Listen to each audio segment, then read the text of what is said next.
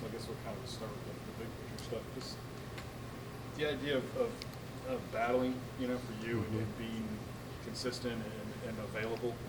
How important was that to you to kind of have that mindset that, you're going to have to fight a little bit more this year? Yeah, I knew that we would have a really good team this year. I knew we had a lot of guys in the outfield, so I knew opportunities might come at different times. I knew I had to do whatever it would take to kind of do the best I could do. I talked to Coach a lot before the season started, just about stay within myself and not try to really fight for a spot or anything like that, but just play the game like I've always done my whole life.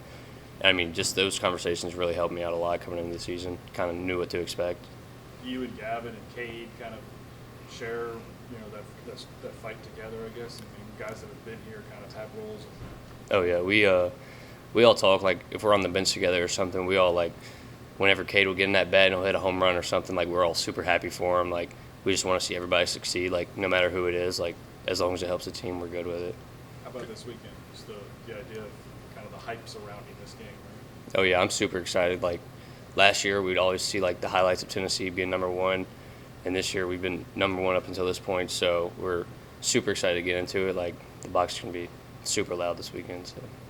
Coach kind of mentioned you went through some ups and downs in the fall and carried over into the spring, and yeah, he still had a lot of trust in you to throw you out there as a starter in SEC, start SEC play. Just what do you think clicked for you, or what had changed in the weeks or days leading up to those performances? Yeah, in the fall and early spring, I was having to face guys like Paul pretty much every at bat. So, it was tough.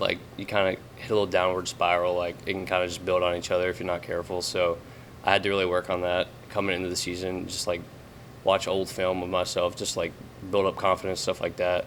And just conversations with Coach all the time about how he still has trust in me, and it kind of helped me out, getting those pinch hit at bats, stuff like that, helped me stay ready to go, and then just seeing my name in the lineup.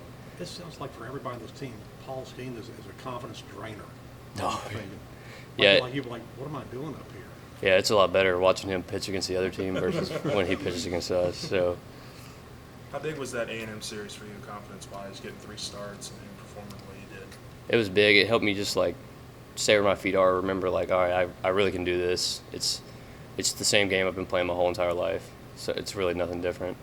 The idea that Paul preps you for a weekend like this, though, too. Right? Mm-hmm. You're going to see Chase and kind of understand it because you've seen him. Yeah. Already. Oh yeah, seeing Paul at least once a week during the fall and early spring, that's the best you're gonna see. So anything else, he kind of prepares you for any type of pitcher you're gonna see for the rest of the year. So it really just helps out a lot. Last year, you as a freshman started probably the most SEC games out of any freshman, I guess, in the nation. And there's a lot of freshmen that are starting this year. What do you see in them that maybe you had last year that allows them to be able to play at this level? Yeah, just the confidence, them knowing that they can do it. Just being able to give them little hints, they'll be struggling or something one game, being able to tell them you can do this, you're good enough. Watching guys like Jared, Paxton, guys like that just come out and start raking. It really it feels good to see them because I know how hard they work. Brady, all the different guys. It's fun to watch them play.